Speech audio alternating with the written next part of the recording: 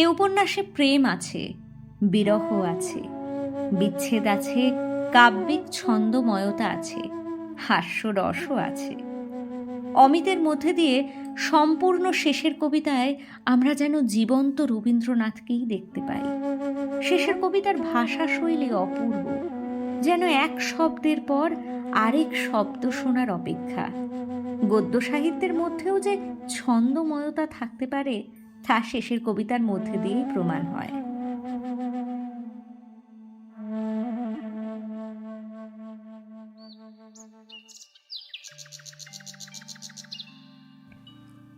অমিত রায় barrister.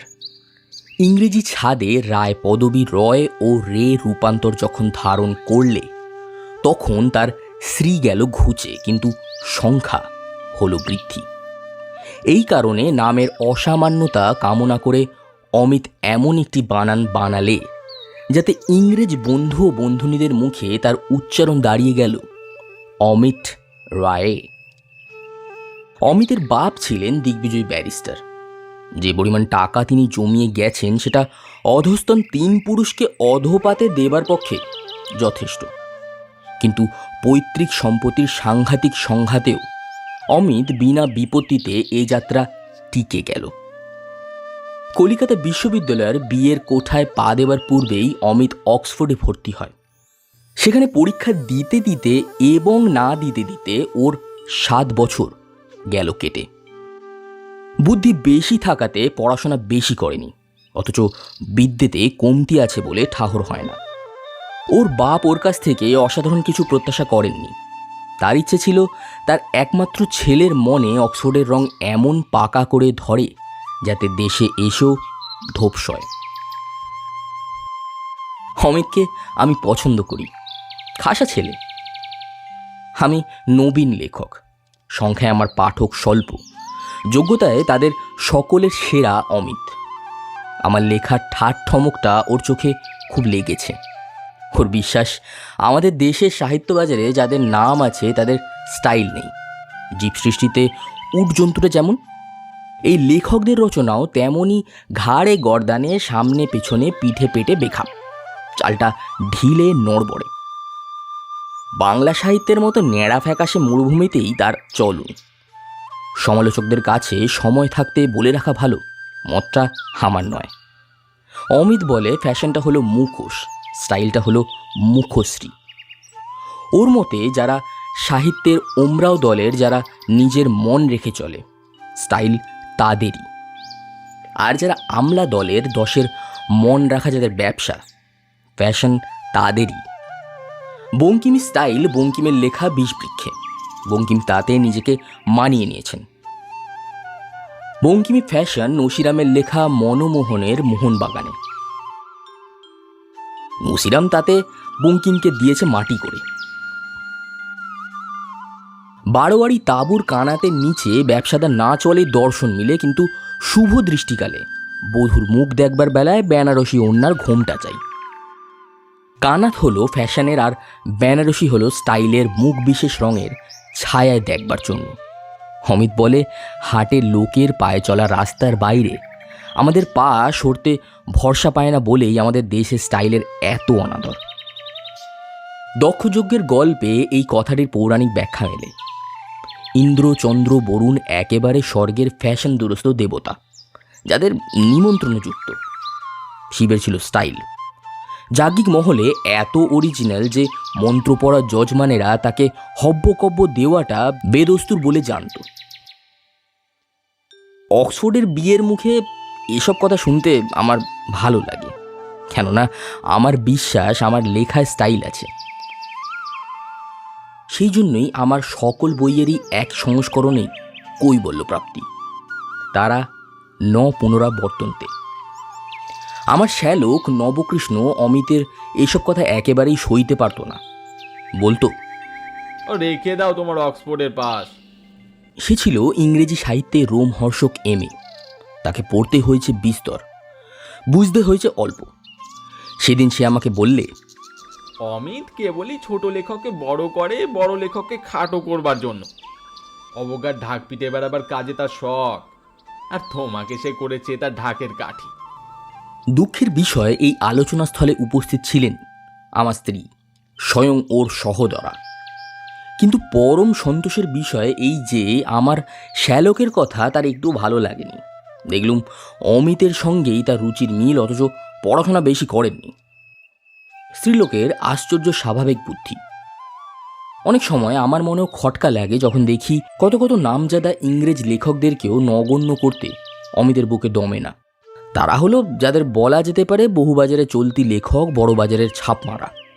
প্রশংসা করবার জন্যে যাদের লেখা পড়ে দেখবার দরকারই হয় না।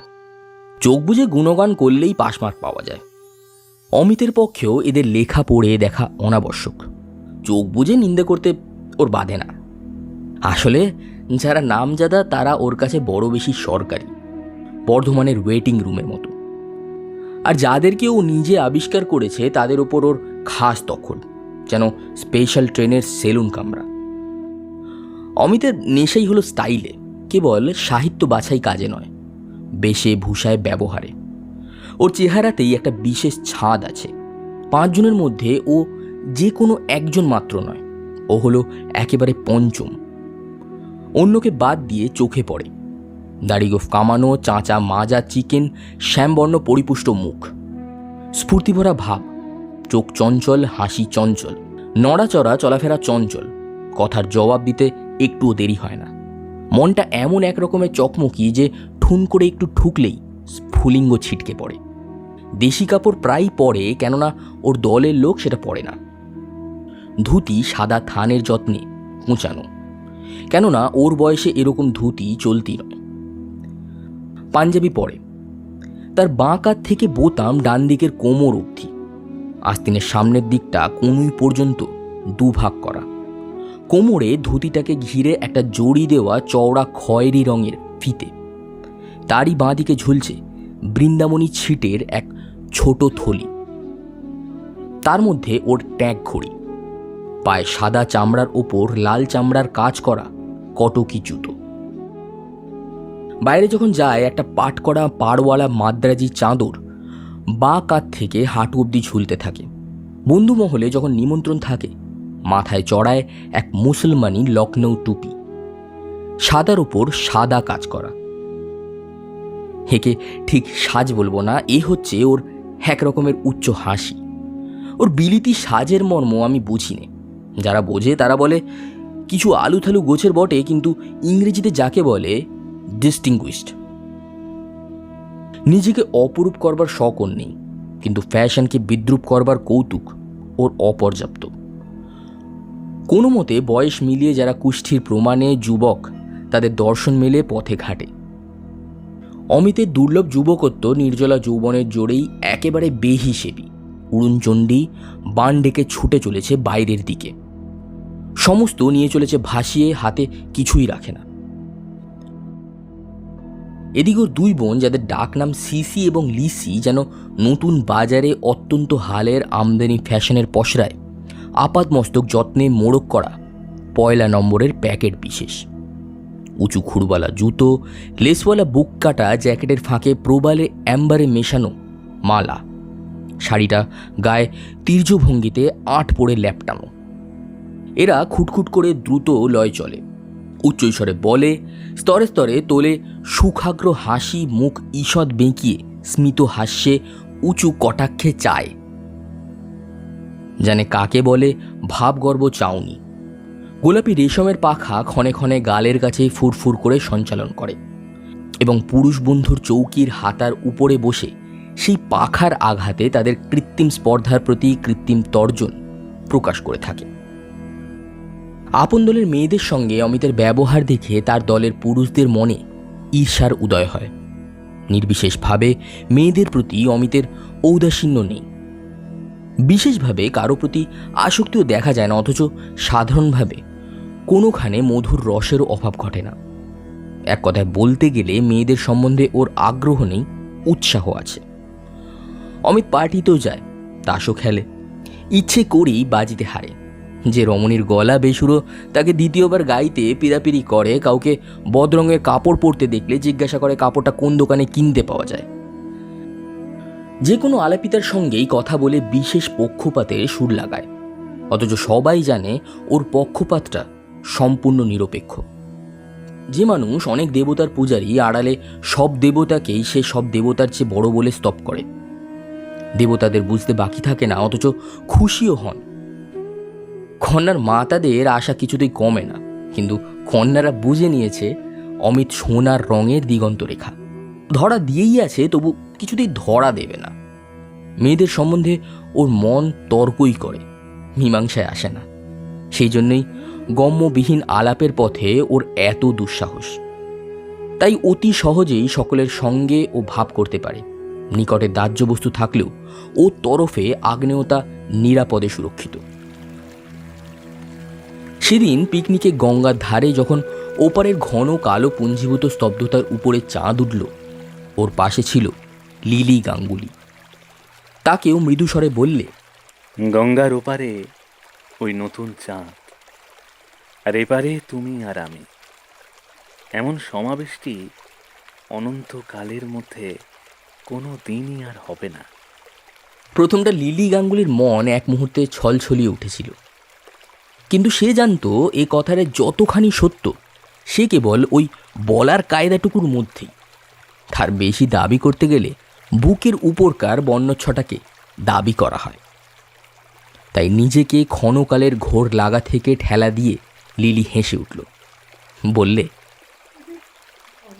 তুমি যা বললে সেটা এত বেশি সত্য যে না বললেও চলবে। এইমাত্র যে ব্যাংকটা টপ করে জলে লাফিয়ে পড়লো, এটাও তো অনন্তকালের মধ্যে আর কোনোদিন ঘটবে না। তফাৎ আছে লিলি, একেবারে অসীম তফাৎ। আজকের সন্ধেবেলায় ওই ব্যাঙের লাফানোটা একটা খাপছাড়া ছেঁড়া জিনিস, কিন্তু তোমাতে আমাতে, চাঁদেতে, গঙ্গার ধারায়, আকাশের তারায় একটা সম্পূর্ণ ঐকতানিক সৃষ্টি। বেটোফেনের চন্দ্রালোক গীতিকা। আমার মনে হয় যেন বিশ্বকর্মার কারখানায় একটা পাগলা স্বর্গীয় শ্যাকরা আছে। সে যেমনই একটি নিখুঁত সুগোল সোনার চক্রে নীলার সঙ্গে হিরে এবং হীরের সঙ্গে পান্না লাগিয়ে এক প্রহরের আংটি সম্পূর্ণ করলে, অমনি দিলে সেটা সমুদ্রের জলে ফেলে, আর তাকে খুঁজে পাবে না কেউ। ভালোই হলো, তোমার ভাবনা রইল না অমিত। বিশ্বকর্মার শ্যাকরার বিল তোমাকে শুদ্ধ হবে না। কিন্তু লিলি, কোটি কোটি যুগের পর যদি দৈবাত তোমাতে আমাতে মঙ্গল গ্রহের লাল অরণ্যের ছায়ায় তার কোনো একটা হাজার ক্রোশি খালের ধারে মুখোমুখি দেখা হয়, আর যদি শকুন্তলার সেই জেলেটা বোয়াল মাছের পেট ছিঁড়ে আজকের এই অপরূপ সোনার মুহূর্তটিকে আমাদের সামনে এনে ধরে, চমকে উঠে মুখ চাওয়াচাওয়ি করব। তারপর কি হবে ভেবে দেখো। লিলি অমিতকে পাখার বাড়ি তাড়না করে বললে, তারপরে সোনার মুহূর্তটি আনমনে খসে পড়বে সমুদ্রের জলে, আর তাকে পাওয়া যাবে না। পাগলা শ্যাকরার করা এমন তোমার কত মুহূর্ত খসে পড়ে গেছে, ভুলে গেছে বলে তার হিসেব নেই। এই বলে লিলি তাড়াতাড়ি উঠে তার সখীদের সঙ্গে গিয়ে যোগ দিলে। অনেক ঘটনার মধ্যে এই ঘটনার একটা নমুনা দেওয়া গেল। অমিতের বোন সিসি লিসিরা ওকে বলে, অমি, তুমি বিয়ে করো না কেন? বিয়ে ব্যাপারটাই সকলের চেয়ে জরুরি হচ্ছে পাত্রে, তার নিচেই পাত্র। অবাক করলে, মেয়ে এত আছে। মেয়ে বিয়ে করতো সেই পুরাকালে, লক্ষণ মিলিয়ে। আমি চাই পাত্রী আপন পরিচয়েই যার পরিচয়, জগতে যে অদ্বিতীয়। তোমার ঘরে এলেই তুমি হবে প্রথম, সে হবে দ্বিতীয়। তোমার পরিচয়ই হবে তার পরিচয়। আমি মনে মনে যে মেয়ের ব্যর্থ প্রত্যাশায় ঘটকালি করি, সে ঘর ঠিকানা মেয়ে। প্রায়ই সে ঘর পর্যন্ত এসে পৌঁছায় না। সে আকাশ থেকে পড়ন্ত তারা হৃদয়ের বায়ুমণ্ডল ছুঁতে না ছুঁতেই জ্বলে ওঠে, বাতাসে যায় মিলিয়ে। বাস্তুঘরের মাটি পর্যন্ত আসা ঘটেই ওঠে না। অর্থাৎ সে তোমার বোনেদের মতো একটুও না। ঘরেই ওঠে না, অর্থাৎ সে ঘরে এসে কেবল ঘরের লোকেরই সংখ্যা বৃদ্ধি করে না। আচ্ছা ভাই শিশি, বিমি বোস তো অমির জন্যে পথ চেয়ে তাকিয়ে আছে, ইশারা করলেই ছুটে এসে পড়ে। তাকে ওর পছন্দ নয় কেন? বলে তার কালচার নেই। কেন ভাই, সে তো এমএতে বটনিতে ফার্স্ট। বিদ্যাকেই তো কালচার বলে। কমল হীরের পাথরটাকেই বলে বিদ্যে, আর ওর যে আলো ঠিকরে পড়ে তাকেই বলে কালচার। পাথরের ভার আছে, আলোর আছে দীপ্তি। ইস, বিমি বোসের আদর নেই ওর কাছে। উনি নিজেই নাকি তার যোগ্য। আমি যদি বিমি বোসকে বিয়ে করতে পাগল হয়েও ওঠে, আমি তাকে সাবধান করে দেব, সে যেন ওর দিকে ফিরেও না তাকায়। পাগল না হলে বিমি বোসকে বিয়ে করতে চাইছই বা কেন? সে সময়ে আমার বিয়ের কথা না ভেবে উপযুক্ত চিকিৎসার কথা ভাবো। আত্মীয় স্বজন অমিতের বিয়ের আশা ছেড়েই দিয়েছে। তারা ঠিক করেছে বিয়ের দায়িত্ব নেবার যোগ্যতা ওর নেই, তাই ও কেবল অসম্ভবে স্বপ্ন দেখে আর উল্টো কথা বলে মানুষকে চমক লাগিয়ে বেড়ায়। ওর মনটা আলে আর আলো, মাঠে বাটে ধাঁধা লাগাতেই আছে, ঘরের মধ্যে তাকে ধরে আনবার জো নেই। ইতিমধ্যে অমিত যেখানে সেখানে হো হো করে বেড়াচ্ছে। ফিরপুর দোকানে যাকে তাকে চা খাওয়াচ্ছে, যখন তখন মোটরে চড়িয়ে বন্ধুদের অনাবশ্যক গুড়িয়ে নিয়ে আসছে। এখান ওখান থেকে যা তা কিনছে আর একে ওকে বিলিয়ে দিচ্ছে। ইংরেজি বই সদ্য কিনে এ বাড়িতে ও বাড়িতে ফেলে আসছে, আর ফিরিয়েও আনছে না। ওর বোনেরা ওর যে অভ্যেসটা নিয়ে ভারী বিরক্ত, সে হচ্ছে ওর উল্টো কথা বলা। সজ্জন সভায় যা কিছু সর্বজনের অনুমোদিত, ও তার বিপরীত কিছু একটা বলে বসবেই। একদা কোন এক রাষ্ট্রতাত্ত্বিক ডেমোক্রেসির গুণ বর্ণনা করেছিল। ও বলে উঠল, বিষ্ণু যখন সতীর মৃতদেহ খণ্ড খণ্ড করলেন, তখন দেশ জুড়ে যেখানে সেখানে তার 100-র অধিক পীঠস্থান তৈরি হয়ে গেল। ডেমোক্রেসি আজ যেখানে সেখানে যত টুকরো অ্যারিস্টোক্রেসির পুজো বসিয়েছে, খুদে খুদে অ্যারিস্টোক্র্যাটে পৃথিবী ছেয়ে গেল। কেউ পলিটিক্সে, কেউ সাহিত্যে, কেউ সমাজে। তাদের কারো গাম্ভীর্য নেই, কেননা তাদের নিজের পরেই বিশ্বাস নেই। একদা মেয়েদের পরে পুরুষের আধিপত্যের অত্যাচার নিয়ে কোনো সমাজ হিতৈষী অবলা বান্ধব নিন্দা করছিল পুরুষদের। অমিত মুখ থেকে সিগারেট নামিয়ে ফস করে বললে, পুরুষ আধিপত্য ছেড়ে দিলেই মেয়ে আধিপত্য শুরু করবে। দুর্বলের আধিপত্য অতি ভয়ঙ্কর। যে পক্ষের দখলে শিকল আছে, সে শিকল দিয়েই পাখিকে বাঁধে, অর্থাৎ জোর দিয়ে। শিকল নেই যার, সে বাঁধে আফিম খাইয়ে, অর্থাৎ মায়া দিয়ে। শিকালওয়ালা বাঁধে বটে, কিন্তু ভোলায় না। আফিমওয়ালি বাঁধেও বটে, ভোলায়ও। মেয়েদের কৌটো আফিমে ভরা, প্রকৃতি শয়তানি তার যোগান দেয়।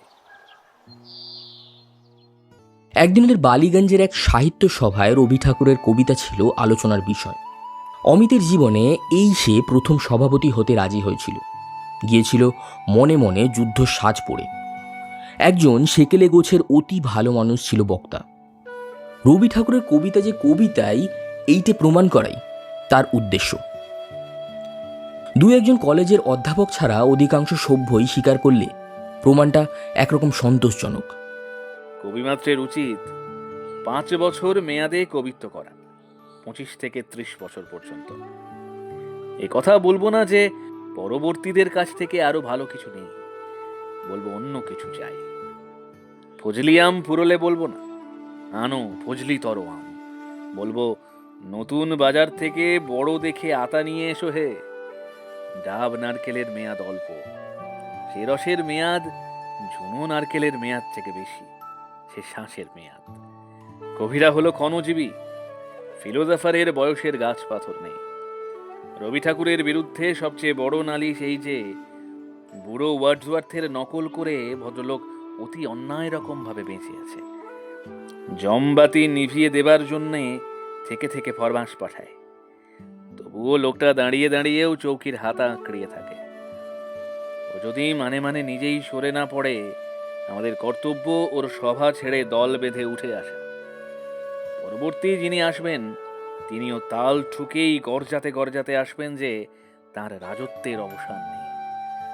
অমরাবতী বাঁধা থাকবে মর্তে তাঁরই দরজায়।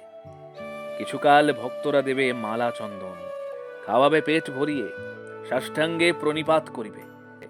আর তারপরে আসবে তাকে বলি দেবার পুণ্য দিন, ভক্তিবন্ধন থেকে ভক্তদের পরিত্রাণের শুভ লগ্ন। আফ্রিকায় চতুষ্পদ দেবতার পুজোর প্রণালী একই রকম। দ্বিপদী, ত্রিপদী, চতুষ্পদী, চতুর্দশপদী দেবতাদেরও পুজো এই নিয়মে। পূজা জিনিসটাকে একঘেয়ে করে তোলার মতো অপবিত্র অধার্মিকতা আর কিছু হতে পারে না। ভালো লাগার এভলিউশন আছে।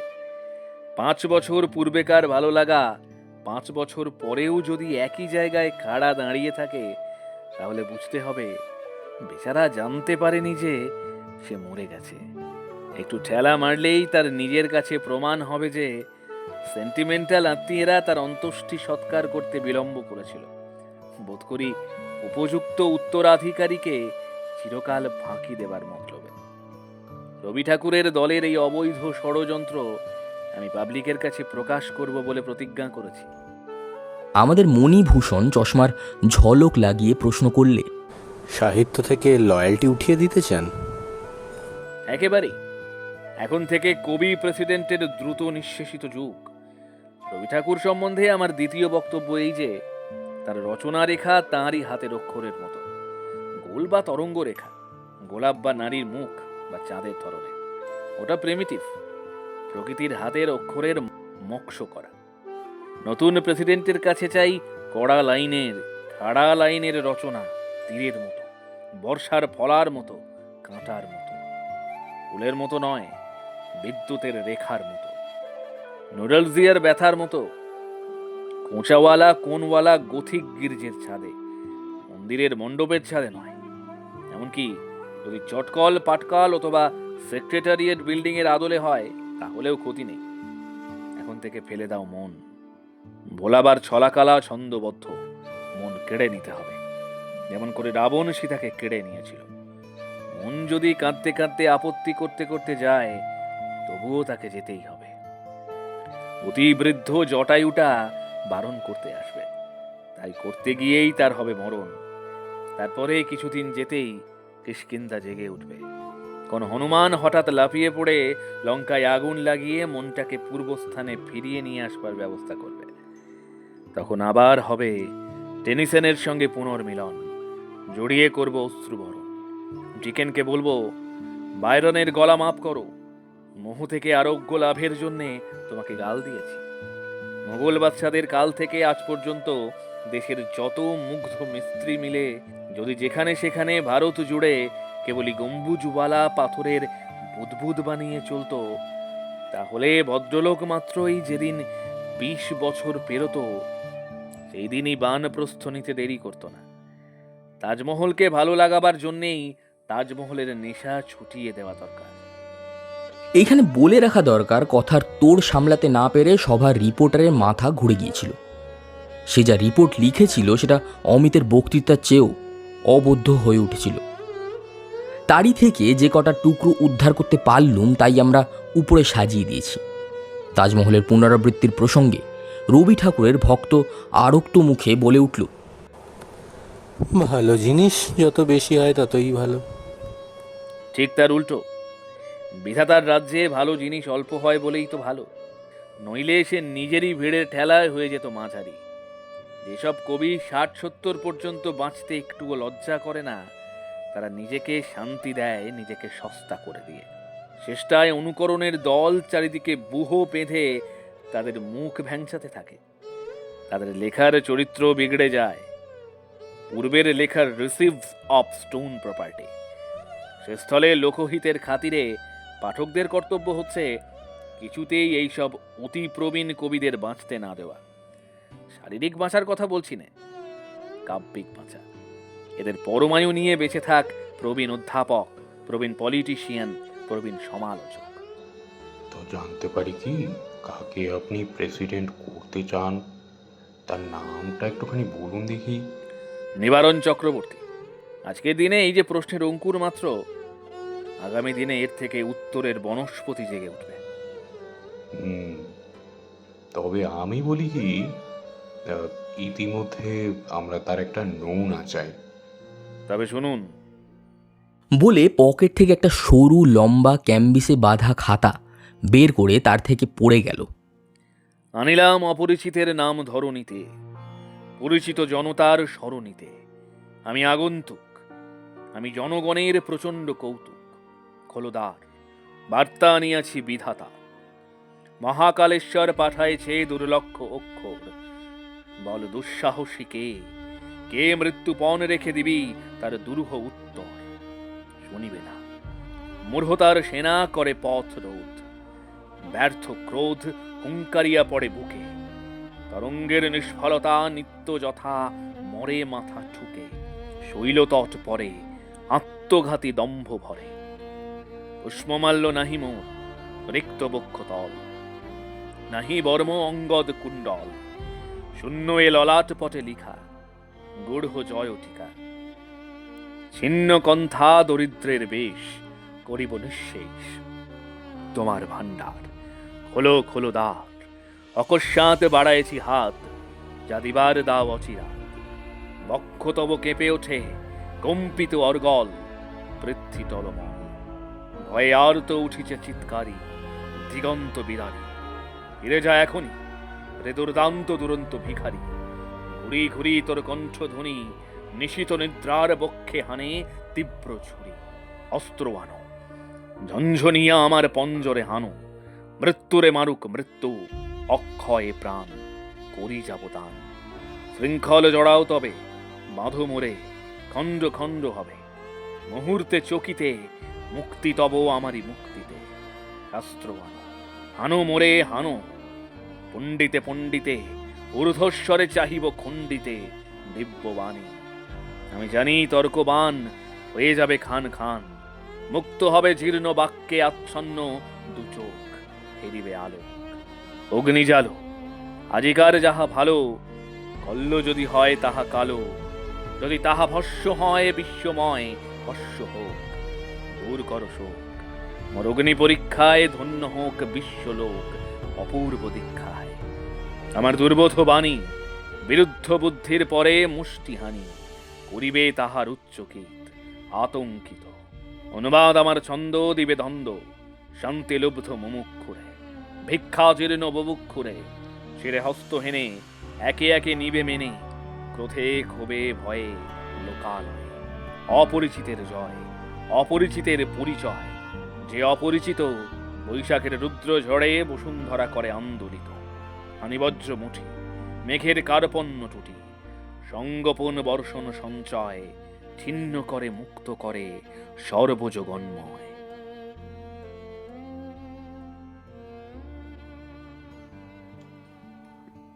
রবি ঠাকুরের দল সেদিন চুপ করে গেল, শাসিয়ে গেল লিখে জবাব দেবে। সভাটাকে হতবুদ্ধি করে দিয়ে মোটরে করে অমিত যখন বাড়ি আসছিল, সিসি তাকে বললে, একখানা আস্ত নিবারণ চক্রবর্তী তুমি নিশ্চয়ই আগে থাকতে গড়ে তুলে পকেটে করে নিয়ে এসেছো, কেবলমাত্র ভালো মানুষকে বোকা বানানোর জন্য। অনাগতকে যে মানুষ এগিয়ে নিয়ে আসে তাকেই বলে অনাগত বিধাতা। আমি তাই। নিবারণ চক্রবর্তী আজ মরতে এসে পড়ল, কেউ তাকে আর ঠেকাতে পারবে না। সিসি অমিতকে নিয়ে মনে মনে খুব একটা গর্ববোধ করে। সে বললে, আচ্ছা অমিত, তুমি কি সকালবেলা উঠেই সেদিনকার মতো তোমার যত সানিয়ে বলা কথা বানিয়ে রেখে দাও? সম্ভব পরের জন্যে সবসময় প্রস্তুত থাকাই সভ্যতা। বর্বরতা পৃথিবীতে সকল বিষয়েই অপ্রস্তুত। এ কথাটা আমার নোট বইয়ে লেখা আছে। কিন্তু তোমার নিজের মতো বলে কোনো পদার্থই নেই। যখন যেটা বেশ ভালো শোনায় সেইটাই তুমি বলে বসো। আমার মনটা আয়না। নিজের বাঁধা মতগুলো দিয়েই চিরদিনের মতো যদি তাকে আগাগোড়া লেপে রেখে দিতুম, তাহলে তার উপরে প্রত্যেক চলতি মুহূর্তের প্রতিবিম্ব পড়তো না। অমিত, প্রতিবিম্ব নিয়েই তোমার জীবন কাটবে। অমিত বেছে বেছে শিলং পাহাড়ে গেল। তার কারণ সেখানে ওর দলের লোক কেউ যায় না। আরও একটা কারণ, ওখানে কন্যাদের বন্যা তেমন প্রবল নয়। অমিতের হৃদয়টার পরে যে দেবতা সর্বদা সরসন্ধান করে ফেরেন, তার আনাগোনা ফ্যাশনেবল পাড়ায়। দেশের পাহাড় পর্বতে যত বিলাসী বস্তি আছে, তার মধ্যে শিলংয়ে এদের মহলে তার টার্গেট প্র্যাকটিসের জায়গা সবচেয়ে সংকীর্ণ। বাঁ হাতে আল কায়দার বেঁটে ছাতা, ডান হাতে টেনিস ব্যাট, গায়ে নকল পারসিক শালের ক্লোক পরে বোনেরা চলে গেল দার্জিলিংয়ে। বিমি বোস আগেভাগেই সেখানে গিয়েছে। যখন ভাইকে বাদ দিয়ে বোনেদের সমাগম হলো, তখন সে চারদিক দিয়ে আবিষ্কার করলে দার্জিলিংয়ে জনতা আছে, মানুষ নেই। অমিত সবাইকে বলে গিয়েছিল সে শিলংয়ে যাচ্ছে নির্জনতা ভোগের জন্য। দুদিন না যেতেই বুঝলে জনতা না থাকলে নির্জনতার স্বাদ মরে যায়।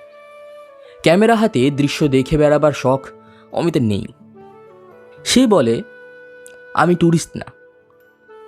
মন দিয়ে চেখে খাবার ধাত আমার, চোখ দিয়ে গিলে খাবার ধাত একেবারেই নয়।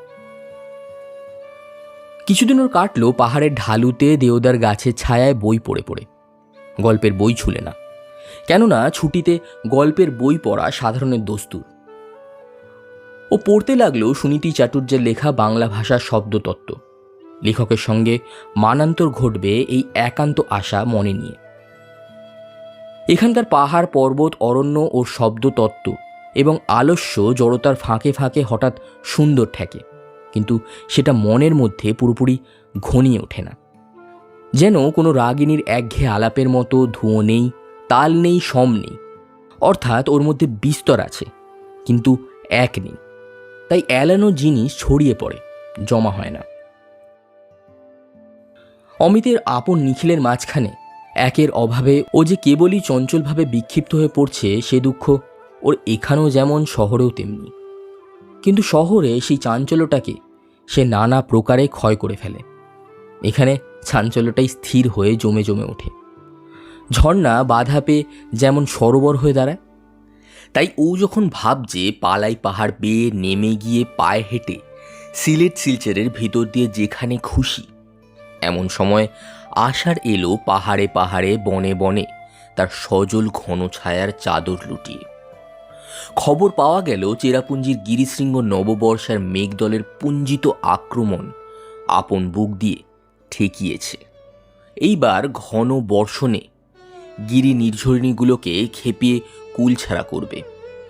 স্থির করলে এই সময়টাতে কিছুদিনের জন্যে চেরাপুঞ্জির ডাকবাংলায় এমন মেঘদূত জমিয়ে তুলবে, যার অলক্ষ্য অলকার নায়িকা অশরীরী বিদ্যুতের মতো। চিত্ত আকাশে ক্ষণে ক্ষণে চমক দেয়, নাম লেখে না, ঠিকানা রেখে যায় না। সেদিন সে পড়ল হাইল্যান্ডারি মোটা কম্বলের মোজা, পুরু শুকতলাওয়ালা মজবুত চামড়ার জুতো, খাকি নরফক কুর্তা, হাঁটু পর্যন্ত রস্য অধোবাস, মাথায় সোলা টুপি। অবনী ঠাকুরের আঁকা যক্ষের মতো দেখতে হলো না, মনে হতে পারত রাস্তা তদারক করতে বেরিয়েছে ডিস্ট্রিক্ট ইঞ্জিনিয়ার।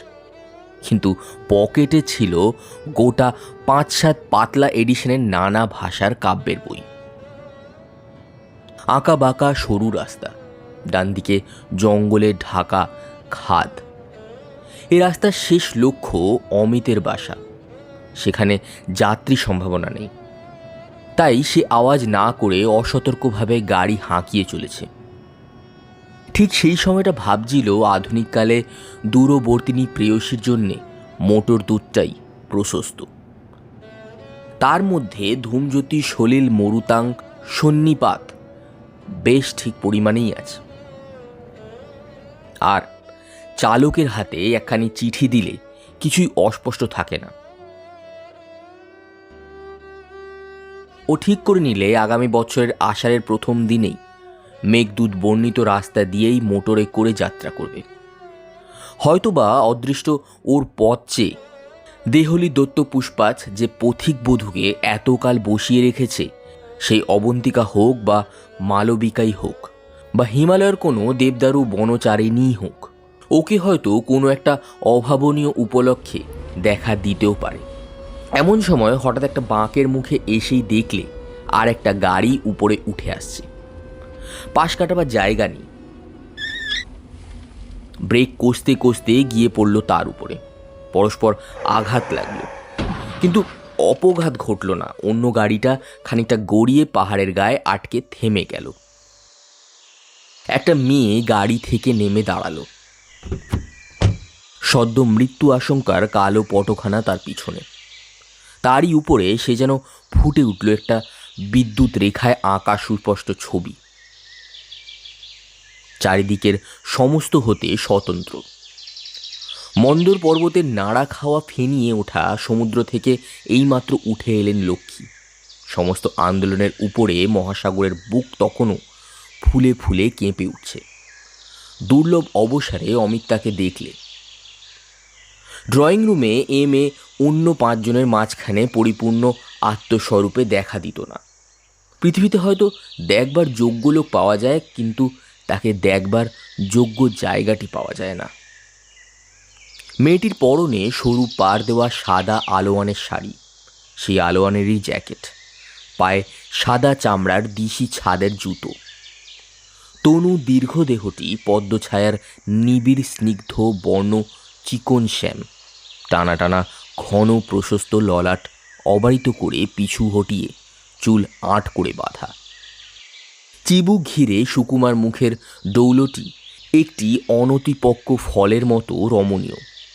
জ্যাকেটের হাত কবজি পর্যন্ত, দুহাতে দুটি সরু প্লেন বালা, ব্রোচের বন্ধনহীন কাঁধের কাপড় মাথায় উঠেছে।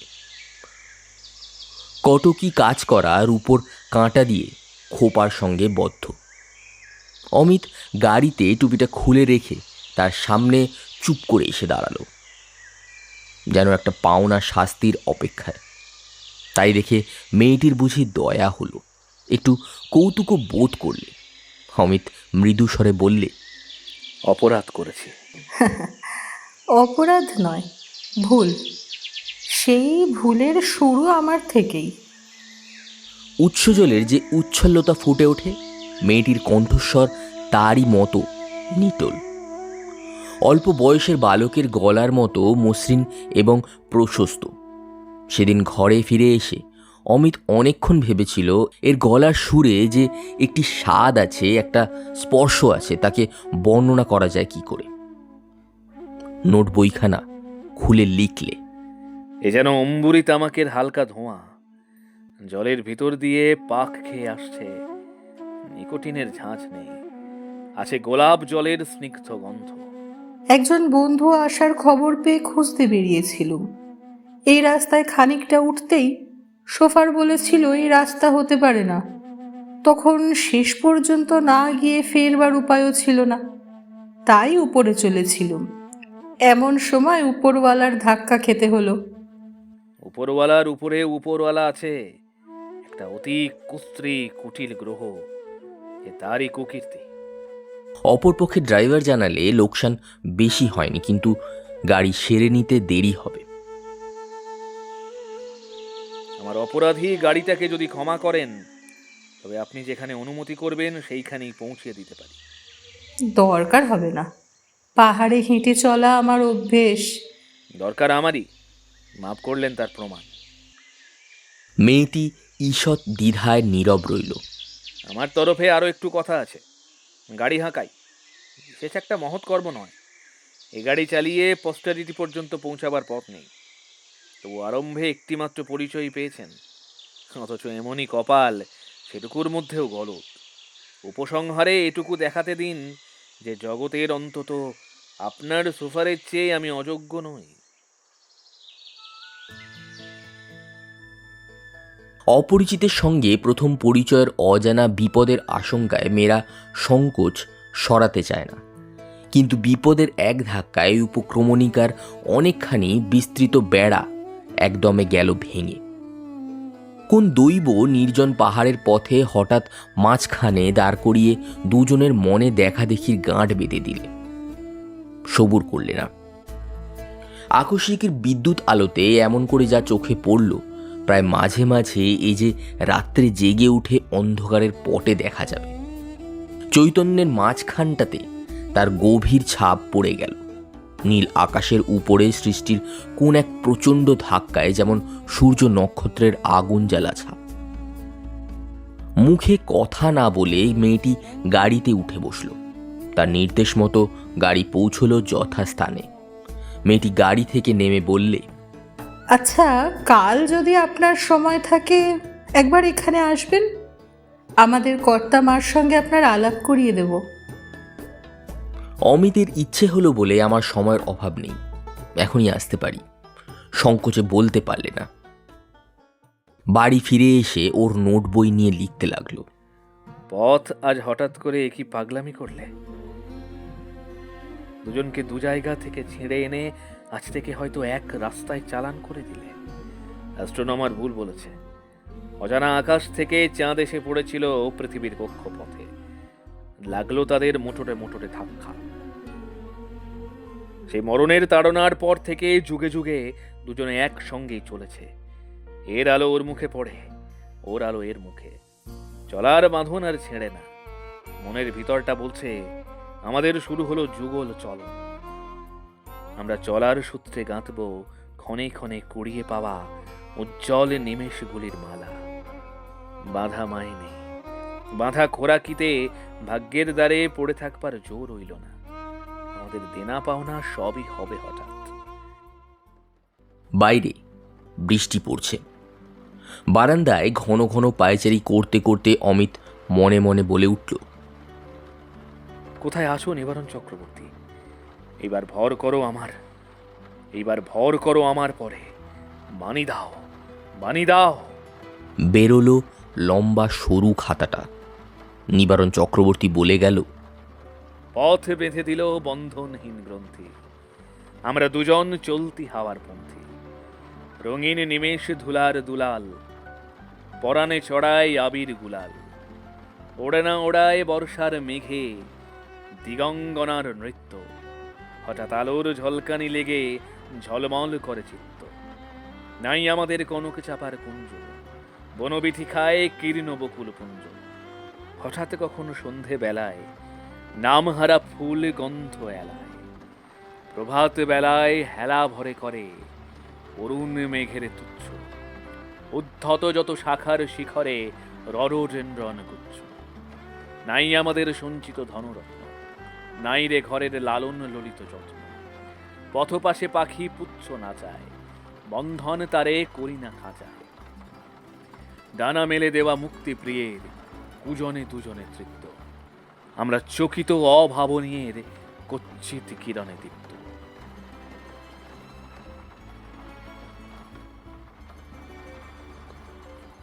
এখানে একবার পিছন ফেরা চাই। পশ্চাতের কথাটা সেরে নিতে পারলে গল্পটা সামনে এগোবার বাধা হবে না। বাংলাদেশে ইংরেজি শিক্ষার প্রথম পর্যায়ে চণ্ডী মণ্ডপের হাওয়ার সঙ্গে স্কুল কলেজের হাওয়ার তাপের বৈষম্য ঘটাতে সমাজ বিদ্রোহের যে ঝড় উঠেছিল, সেই ঝড়ের চাঞ্চল্যে ধরা দিয়েছিলেন জ্ঞানদা শঙ্কর। তিনি সেকালের লোক, কিন্তু তার তারিখটা হঠাৎ পিছলিয়ে সরে এসেছিল অনেকখানি একালে। তিনি আগাম জন্মেছিলেন। বুদ্ধিতে, বাক্যে, ব্যবহারে তিনি ছিলেন তার বয়সের লোকদের অসমসাময়িক। সমুদ্রের ঢেউবিলাসী পাখির মতো লোকনিন্দার ঝাঁপট বুক পেতে নিতেই তার আনন্দ ছিল। এমন সকল পিতামহের নাতিরা যখন এই রকম তারিখের বিপর্যয় সংশোধন করতে চেষ্টা করে, তখন তারা এক দৌড়ে পৌঁছয় পঞ্জিকার একেবারে উল্টো দিকের টার্মিনাসে। এক্ষেত্রেও তাই ঘটল। জ্ঞানদা শঙ্করের নাতি বড়দা শঙ্কর বাপের মৃত্যুর পর যুগ হিসাবে বাপ পিতামহের প্রায় আদিম পূর্বপুরুষ হয়ে উঠলেন। মনসাকেও হাত জোর করেন, শীতলাকেও মা বলে ঠান্ডা করতে চান। মাদুলি ধুয়ে জল খাওয়া শুরু হলো। সহস্র দুর্গা নাম লিখতে লিখতে দিনের পূর্বাহ্ন যায় কেটে। তার এলাকায় যে বৈশ্যদল নিজেদের দ্বিজত্ব প্রমাণ করতে মাথা ঝাঁকা দিয়ে উঠেছিল, অন্তরে বাহিরে সকল দিক থেকেই তাদের বিচলিত করা হলো।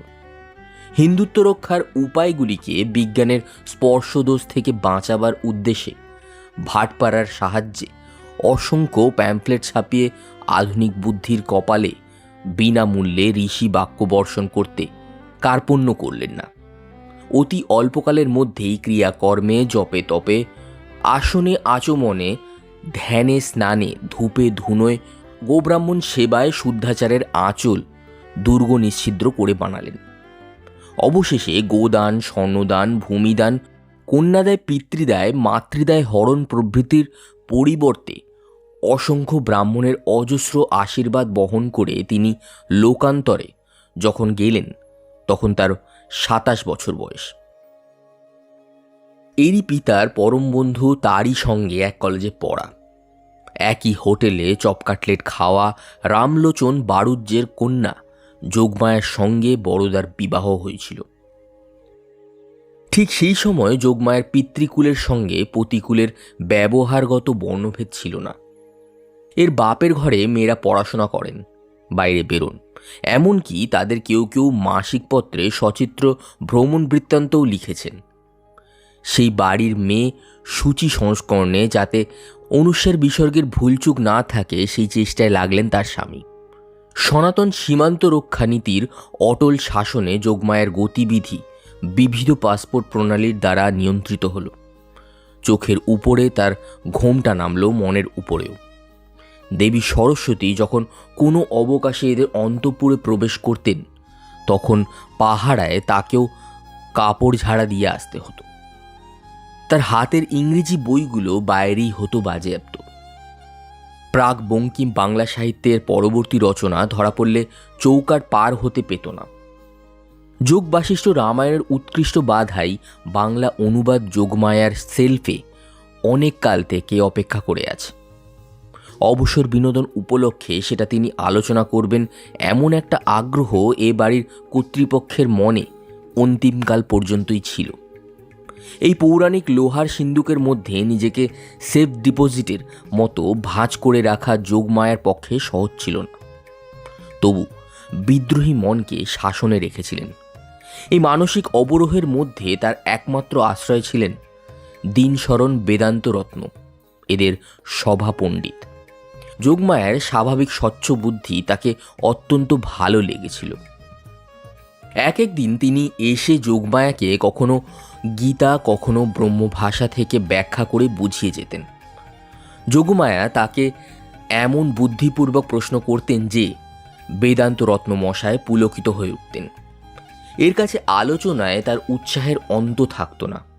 বড়দা শঙ্কর তার চারিদিকে ছোট বড় যেসব গুরু ও গুরুতরদের জুটিয়েছিলেন, তাদের প্রতি বেদান্ত রত্নমশায়ের বিপুল অবজ্ঞা ছিল।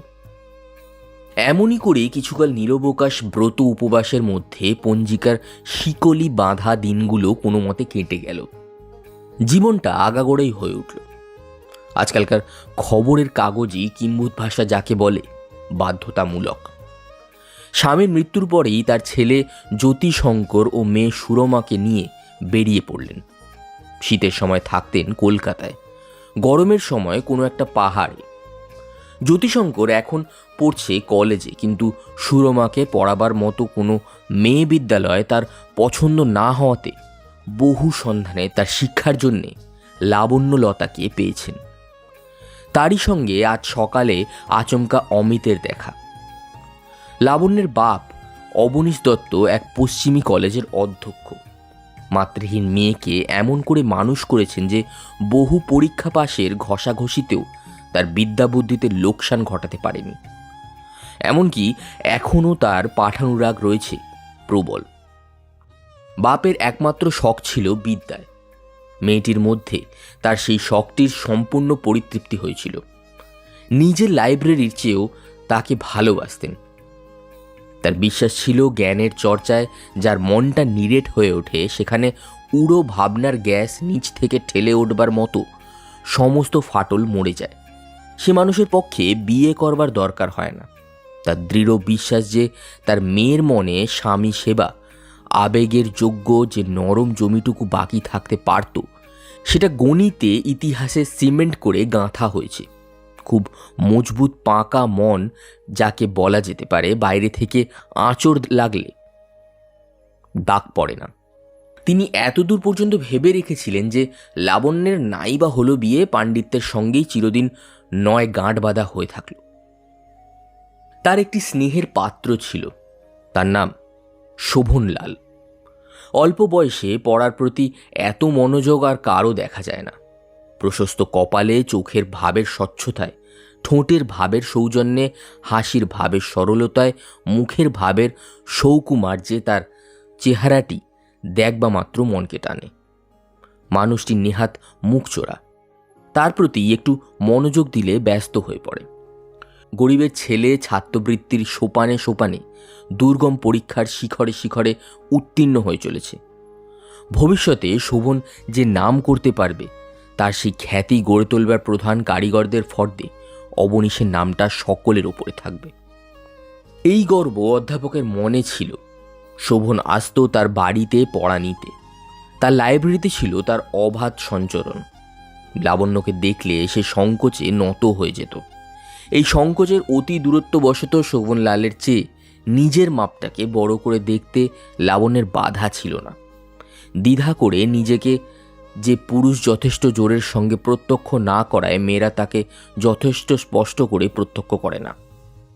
এমন সময় একদিন শোভনলালের বাপ ননী গোপাল অবনীশের বাড়িতে চড়াও করে তাকে খুব একচোট গাল পেড়ে গেল। নালিশ এই যে অবনীশ নিজের ঘরে অধ্যাপনার ছুতোয় বিবাহের ছেলে ধরা ফাঁদ পেতেছেন।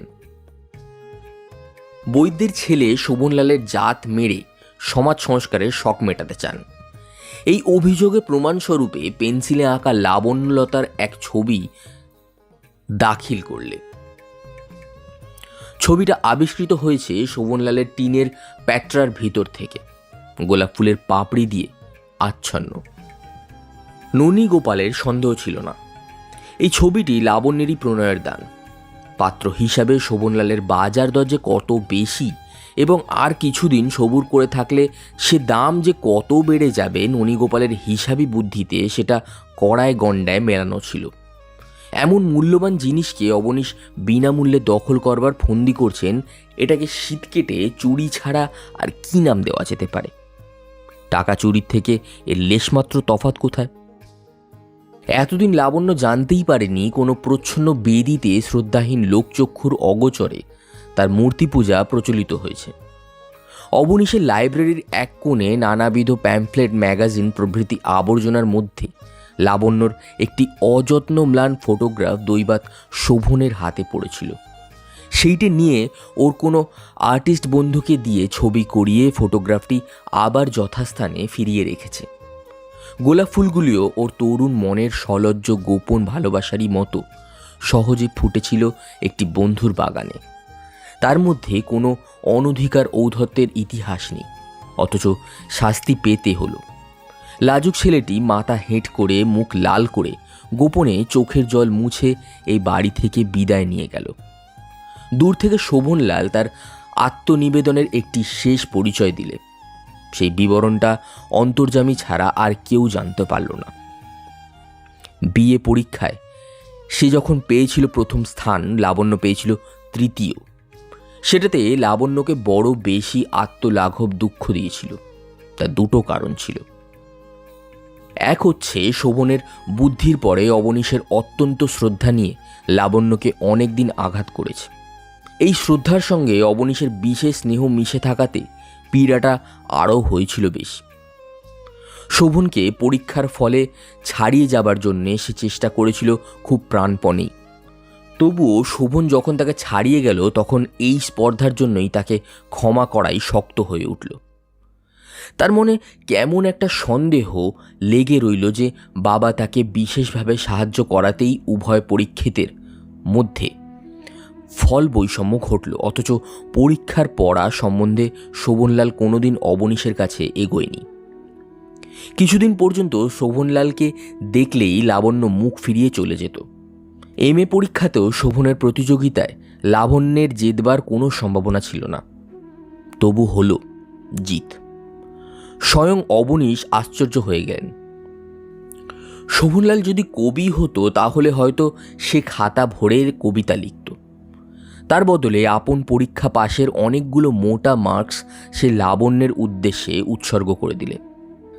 তারপরে এদের ছাত্রদশা গেল কেটে। এমন সময় অবনীশ হঠাৎ প্রচণ্ড পীড়ায় নিজের মধ্যেই প্রমাণ পেলেন যে জ্ঞানের চর্চায় মনটা ঠাস বোঝাই থাকলেও মনসিজ তার মধ্যেই কোথা থেকে বাঁধা ঠেলে উঠে পড়েন, একটুও স্থানাভাব হয় না। তখন অবনীশ 47।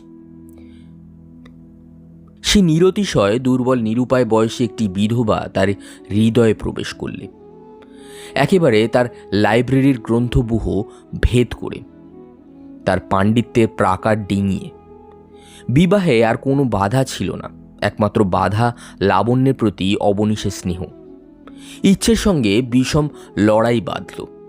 পড়াশোনা করতে যান খুবই জোরের সঙ্গে, কিন্তু তার চেয়ে জোর আছে এমন কোনো একটা চমৎকার চিন্তা পড়াশোনার কাঁধে চেপে বসে। সমালোচনার জন্যে মডার্ন রিভিউ থেকে তাকে লোভনীয় বই পাঠানো হয় বৌদ্ধ ধ্বংসাবশেষে পুরাবৃত্ত নিয়ে। অনুঘটিত বইয়ের সামনে স্থির হয়ে বসে থাকেন এক ভাঙা বৌদ্ধ স্তূপেরই মতো, যার উপরে চেপে আছে বহু শত বৎসরের মৌন। সম্পাদক ব্যস্ত হয়ে ওঠেন, কিন্তু জ্ঞানীর স্তূপাকার জ্ঞান যখন একবার টলে তখন তার দশা এইরকমই হয়ে থাকে। হাতি যখন চোরাবালিতে পা দেয় তখন তার বাঁচবার উপায় কি? এতদিন পরে অবনীশের মনে একটা পরিতাপ ব্যথা দিতে লাগলো। তার মনে হলো তিনি হয়তো পুঁথির পাতা থেকে চোখ তুলে দেখবার অবকাশ না পাওয়াতে দেখেননি যে শোভনলালকে তার মেয়ে ভালোবেসেছে। কারণ শোভনের মতো ছেলেকে না ভালোবাসতে পারাটাই অস্বাভাবিক। সাধারণভাবে বাপযাত্রার পরেই রাগ ধরল নিজের উপরে, ননী গোপালের পরে। এমন সময় শোভনের কাছ থেকে এক চিঠি এলো। প্রেমচাঁদ রায়চাঁদ বৃত্তির জন্যে গুপ্ত রাজবংশের ইতিহাস আশ্রয় করে পরীক্ষার প্রবন্ধ লিখবে বলে সে তার লাইব্রেরি থেকে গুটিকতক বই ধার চায়। তখনই তিনি তাকে বিশেষ আদর করে চিঠি লিখলেন। বললেন, পূর্বের মতো আমার লাইব্রেরিতে বসেই তুমি কাজ করবে, কিছু মাত্র সংকোচ করবে না। শোভনলালের মনটা চঞ্চল হয়ে উঠল। সে ধরে নিলে এমন উৎসাহপূর্ণ চিঠির পিছনে হয়তো লাবণ্যের সম্মতি প্রচ্ছন্ন আছে। সেই লাইব্রেরিতে আসতে আরম্ভ করলে। ঘরের মধ্যে যাওয়া আসার পথে দৈবাৎ কখনো ক্ষণকালের জন্যে লাবণ্যের সঙ্গে দেখা হয়। তখন শোভন গতিটাকে একটু মন্দ করে আনে। ওর একান্ত ইচ্ছে লাবণ্য তাকে একটা কোনো কথা বলে, জিজ্ঞাসা করে কেমন আছো। যে প্রবন্ধ নিয়ে ও ব্যাপৃত সে সম্বন্ধে কিছু কৌতূহল প্রকাশ করে। যদি করত তবে খাতা খুলে একসময় লাবণ্যের সঙ্গে আলোচনা করতে পারলে ও বেঁচে যেত। ওর কতগুলো নিজের উদ্ভাবিত বিশেষ মত সম্বন্ধে লাবণ্যের মত কি জানবার জন্য ওর অত্যন্ত ঔৎসুক্য। কিন্তু এ পর্যন্ত কোনো কথাই হলো না। গায়ে পড়ে কিছু বলতে পারে এমন সাহসও ওর নেই। এমন কয়েকদিন যায়। সেদিন রবিবার। শোভনলাল তার খাতাপত্র টেবিলের উপর সাজিয়ে একখানা বই নিয়ে পাতা উল্টাচ্ছে, মাঝে মাঝে নোট নিচ্ছে। তখন দুপুরবেলা। ঘরে কেউ নেই। ছুটির দিনের সুযোগ নিয়ে অবনীশ কোন এক বাড়িতে যাচ্ছেন, তার নাম করলেন না। বলে গেলেন আজ আর চা খেতে আসবেন না। হঠাৎ এক সময় ভেজানো দরজা জোরে খুলে গেল। শোভনলালের বুকটা ধড়াস করে উঠল কেঁপে। লাবণ্য ঘরে ঢুকল। শোভন শশব্যস্ত হয়ে উঠে কি করবে ভেবে পেল না। লাবণ্য অগ্নিমূর্তি ধারণ করে বললে, আপনি কেন এই বাড়িতে আসেন? শোভনলাল চমকে উঠল। মুখে কোনো উত্তর এলো না। আপনি জানেন এখানে আসা নিয়ে আপনার বাবা কি বলেছেন? আমার অপমান ঘটাতে আপনার সংকোচ নেই? আমাকে মাফ করবেন, আমি এক্ষুনি যাচ্ছি।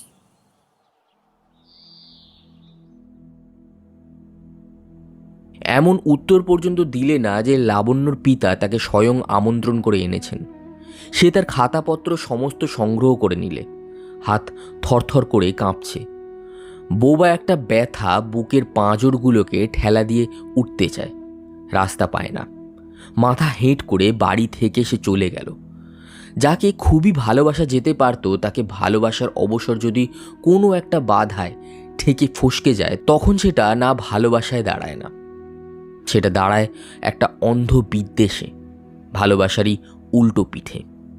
একদিন শোভনলালকে বরদান করবে বলেই বুঝি লাবণ্য নিজের অগোচরেই অপেক্ষা করে বসেছিল। শোভনলাল তেমন করে ডাক দিলে না। তারপরে যা কিছু হলো সবই গেল তার বিরুদ্ধে। সকলের চেয়ে বেশি আঘাত দিলে এই শেষকালটায়।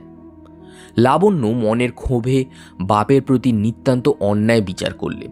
তার মনে হলো নিজের নিষ্কৃতি পাবেন ইচ্ছে করেই শোভনলালকে তিনি আবার নিজে থেকে ডেকে এনেছেন ওদের দুজনের মিলন ঘটাবার কামনায়। তাই এমন দারুণ ক্রোধ হলো সে নিরপরাধের উপরে। তারপর থেকে লাবণ্য ক্রমাগতই জেদ করে অবনীশের বিবাহ ঘটাল। অবনীশ তার সঞ্চিত টাকার প্রায় অর্ধাংশ তার মেয়ের জন্য স্বতন্ত্র করে রেখেছিলেন। তার বিবাহের পরে লাবণ্য বলে বসল সে তার পৈতৃক সম্পত্তির কিছুই নেবে না, স্বাধীন উপার্জন করে চালাবে। অবনীশ মর্মাহত হয়ে বললেন, আমি তো বিয়ে করতে চাইনি লাবণ্য, তুমি তো জেদ করে বিয়ে দিয়েছ। তবে তবে কেন আজ আমাকে তুমি এমন করে ত্যাগ করছো? আমাদের সম্বন্ধ কোনো কালে যাতে ক্ষুণ্ণ না হয় সেই জন্যেই আমি এই সংকল্প করেছি। তুমি কিছু ভেবো না বাবা, যে পথে আমি যথার্থ সুখী হব সেই পথে তোমার আশীর্বাদ চিরদিন রেখো। কাজ তার জুটে গেল। সুরমাকে পড়াবার সম্পূর্ণ ভার তার উপরে। জ্যোতিকেও অনায়াসে পড়াতে পারত, কিন্তু মেয়ে শিক্ষয়িত্রীর কাছে পড়বার অপমান স্বীকার করতে জ্যোতি কিছুতেই রাজি হলো না। প্রতিদিনের বাঁধা কাজে জীবন একরকম চলে যাচ্ছিল। উদ্বৃত্ত সময়টা ঠাসা ছিল ইংরেজি সাহিত্যে, প্রাচীনকাল থেকে আরম্ভ করে হালের বার্নার্ড শয়ের আমল পর্যন্ত, এবং বিশেষভাবে গ্রিক ও রোমান যুগের ইতিহাসে গ্রোট, গিবন ও গিলবার্ট মারের রচনায়। কোনো কোনো অবকাশে একটা চঞ্চল হাওয়া এসে মনের ভিতরটা যে একটু এলোমেলো করে যেত না তা বলতে পারি নে, কিন্তু হাওয়ার চেয়ে স্থূল ব্যাঘাত হঠাৎ ঢুকে পড়তে পারে ওর জীবনযাত্রার মধ্যে এমন প্রশস্ত ফাঁক ছিল না। এমন সময় ব্যাঘাত এসে পড়ল মোটর গাড়িতে চড়ে পথের মাঝখানে, কোনো আওয়াজ মাত্র না করে। হঠাৎ গ্রিস রোমের বিরাট ইতিহাসটা হালকা হয়ে গেল, আর সমস্ত কিছুকে সরিয়ে দিয়ে অত্যন্ত নিকটের একটা নিবিড় বর্তমান ওকে নাড়া দিয়ে বললে, জাগো। লাবণ্য এক মুহূর্তে জেগে উঠে এতদিন পর আপনাকে বাস্তব রূপে দেখতে পেলে জ্ঞানের মধ্যে নয়, বেদনার মধ্যে। অতীতের ভগ্নাবশেষ থেকে এবার ফিরে আসা যাক বর্তমানের নতুন সৃষ্টির ক্ষেত্রে। লাবণ্য পড়বার ঘরে অমিতকে বসিয়ে রেখে যোগমায়াকে খবর দিতে গেল। সে ঘরে অমিত বসল যেন পদ্মের মাঝখানটাতে ভ্রমরের মতো। চারিদিকে চায় সকল জিনিস থেকেই কিসের ছোঁয়া লাগে, ওর মনটাকে দেয় উদাস করে। সেলফে পড়ার টেবিলে ইংরেজি সাহিত্যের বই দেখলে সে বইগুলো যেন বেঁচে উঠেছে। সব লাবণ্যর পড়া বই, তার আঙুলে পাতা উল্টানো, তার দিনরাত্রির ভাবনা লাগা, তার উৎসুক দৃষ্টির পথ চলা, তার অন্যমনস্ক দিনে কোলের উপর পড়ে থাকা বই। চমকে উঠল যখন টেবিলে দেখতে পেলে ইংরেজি কবি ডনের কাব্য সংগ্রহ। অক্সফোর্ড থাকতে ডন এবং তার সময়কার কবিদের গীতিকাব্য ছিল অমিতের প্রধান আলোচ্য। এইখানে এই কাব্যের উপর দৈবাৎ দুজনের মন এক জায়গায় এসে পরস্পরকে স্পর্শ করল। এতদিনকার নিরুৎসুক দিনরাত্রির দাগ লেগে অমিতের জীবনটা ঝাপসা হয়ে গিয়েছিল, যেন মাস্টারের হাতে স্কুলের প্রতি বছরে পড়ানো একটা ঢিলে মলাটের টেক্সট বুক। আগামী দিনটার জন্য কোনো কৌতূহল ছিল না, আর বর্তমান দিনটাকে পুরো মন দিয়ে অভ্যর্থনা করা ওর পক্ষে ছিল অনাবশ্যক। এখন সে এইমাত্র এখানে বস্তুর ভার কম, পায়ে এসে পৌঁছল একটা নতুন গ্রহে। মাটি ছাড়িয়ে যেন উপর দিয়ে চলে, অভাবনীয়ের দিকে এগোতে থাকে। প্রতি মুহূর্ত ব্যগ্র হয়ে গায়ে হাওয়া লাগে, তার সমস্ত শরীরটা যেন বাঁশি হয়ে উঠতে ইচ্ছে করে। আকাশের আলো রক্তের মধ্যে প্রবেশ করে, আর ওর অন্তরে অন্তরে যে উত্তেজনার সঞ্চার হয় সেটা গাছের সর্বাঙ্গ প্রবাহিত রসের মধ্যে ফুল ফোটাবার উত্তেজনার মতো। মনের উপর থেকে কতদিনের ধুলো পড়া পর্দা উঠে গেল, সামান্য জিনিসের থেকে ফুটে উঠছে অসামান্যতা। তাই যোগমায়া যখন ধীরে ধীরে ঘরে প্রবেশ করলেন, সেই অতি সহজ ব্যাপারেও আজ অমিতকে বিস্ময় লাগলো। সে মনে মনে বললে, আহা, এ তো আগমন নয়, এ যে আবির্ভাব। 40-এর কাছাকাছি তার বয়স, কিন্তু বয়সে তাকে শিথিল করেনি, কেবল তাকে গম্ভীর শুভ্রতা দিয়েছে। গৌরবর্ণ মুখ টসটস করছে। বৈধব্য রীতিতে চুল ছাঁটা, মাতৃভাবে পূর্ণ প্রসন্ন চোখ, হাসিটি স্নিগ্ধ। মোটা থান চাদরে মাথা বেষ্টন করে সমস্ত দেহ সংবৃত, পায়ে জুতো নেই, দুটি পা নির্মল সুন্দর। অমিত তার পায়ে হাত দিয়ে যখন প্রণাম করলে ওর শিরে শিরে যেন দেবীর প্রসাদের ধারা বয়ে গেল। প্রথম পরিচয়ের পর যোগমায়া বললেন, তোমার কাকা অমরেশ ছিলেন আমাদের জেলার সবচেয়ে বড় উকিল। একবার এক সর্বনেশে মকদ্দমায় আমরা ফতুর হতে বসেছিলুম। তিনি আমাদের বাঁচিয়ে দিয়েছেন। আমাকে ডাকতেন বউ দিদি বলে। আমি তার অযোগ্য ভাইপো। কাকা লোকসান বাঁচিয়েছেন, আমি লোকসান ঘটিয়েছি। আপনি ছিলেন তার লাভের বউ দিদি, আমার হবেন লোকসানের মাসিমা। তোমার মা আছেন? ছিলেন। মাসি থাকাও খুব উচিত ছিল। মাসির জন্য খেদ কেন বাবা? ভেবে দেখুন না, আর যদি ভাঙতুম মায়ের গাড়ি, বকুনির অন্ত থাকতো না। বলতেন এটা বাঁদরামি। গাড়িটা যদি মাসির হয়, তিনি আমার অপটুতা দেখে হাসেন, মনে মনে বলেন ছেলে মানুষই। তাহলে না হয় গাড়িখানা মাসিরই হলো। অমিত লাফিয়ে উঠে যোগমায়ার পায়ের ধুলো নিয়ে বললে, এই জন্যই তো পূর্বজন্মের কর্মফল মানতে হয়। মায়ের কোলে জন্মেছি, মাসির জন্যে কোনো তপস্যাই করিনি। গাড়ি ভাঙাটাকে সৎকর্ম বলা চলে না, অথচ এক নিমেষে দেবতার বরের মতো মাসি জীবনে অবতীর্ণ হলেন। এর পিছনে কত যুগের সূচনা আছে ভেবে দেখুন। কর্মফল কার বাবা? তোমার না আমার? না যারা মোটর মেরামতের ব্যবসা করে তাদের? ঘন চুলের ভিতর দিয়ে পিছন দিকে আঙুল চালিয়ে অমিত বললে, শক্ত প্রশ্ন। কর্ম একার নয়, সমস্ত বিশ্বের। নক্ষত্র থেকে নক্ষত্রে তারই সম্মিলিত ধারা যুগে যুগে চলে এসে শুক্রবার ঠিক বেলা 9:48 সময় লাগালে এক ধাক্কা। তারপরে যোগমায়া লাবণ্যের দিকে আড় চোখে চেয়ে একটু হাসলেন। অমিতের সঙ্গে যথেষ্ট আলাপ হতে না হতেই তিনি ঠিক করে বসে আছেন এদের দুজনের বিয়ে হওয়া চাই, সেইটের প্রতি লক্ষ্য করেই বললেন, বাবা তোমরা দুজনে ততক্ষণে আলাপ করো, আমি এখন তোমাদের খাওয়ার বন্দোবস্ত করে আসি গে। দ্রুত তালে আলাপ জমাবার ক্ষমতা অমিতের। সে একেবারে শুরু করে দিলে, মাসিমা আমাদের আলাপ করবার আদেশ করেছেন। আলাপের আদিতে হলো নাম, প্রথমেই সেটা পাকা করে নেওয়া উচিত। আপনি আমার নাম জানেন তো? ইংরেজি ব্যাকরণে যাকে বলে প্রপার নেম। আমি তো জানি আপনার নাম অমিত বাবু। ওটা সব ক্ষেত্রে চলে না। ক্ষেত্র অনেক থাকতে পারে, কিন্তু অধিকারীর নাম তো একই হওয়া চাই। আপনি যে কথাটা বলছেন এটা একালের নয়। দেশে কালে পাত্রে ভেদ আছে, অথচ নামে ভেদ নেই, ওটা অবৈজ্ঞানিক। রিলেটিভিটি অব নেমস প্রচার করে আমি নাম যথাহব স্থির করেছি। তার গোড়াতেই জানাতে চাই, আপনার মুখে আমার নাম অমিতবাবু নয়। আপনি সাহেবী কায়দা ভালোবাসেন মিস্টার রয়? নামের দূরত্ব ঠিক করতে গেলে মেপে দেখতে হয় শব্দটা কানের সদর থেকে মনের অন্দরে পৌঁছতে কতক্ষণ লাগে। তা দ্রুতগামী নামটা কি শুনি? বেশ দ্রুত করতে গেলে বস্তু কমাতে হবে।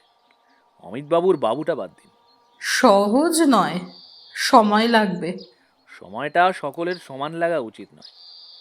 এক ঘড়ি বলে কোনো পদার্থ নেই, ট্যাঙ্ক ঘড়ি আছে। ট্যাঙ্ক অনুসারে তার চাল, আইনস্টাইনের মতো। আপনার কিন্তু স্নানের জল ঠান্ডা হয়ে আসছে। ঠান্ডা জল শিরোধার্য করে নেব, যদি আলাপটাকে আর একটু সময় দেন। সময় আর নেই, কাজ আছে।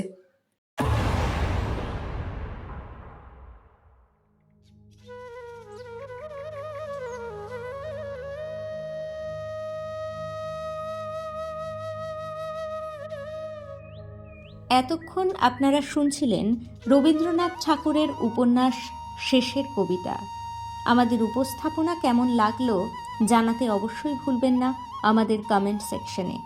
আর যদি ভালো লেগে থাকে তাহলে একটি লাইক অবশ্যই আমাদের প্রাপ্য, আর অবশ্যই শেয়ার করতে হবে আপনার পরিচিত সকল রবীন্দ্রপ্রেমীদের মধ্যে। এরকম আরও সুন্দর উপস্থাপনা শুনতে অবশ্যই সাবস্ক্রাইব করুন আমাদের চ্যানেল কলতানকে। সাথে থাকুন, পাশে থাকুন, শুনতে থাকুন কলতান।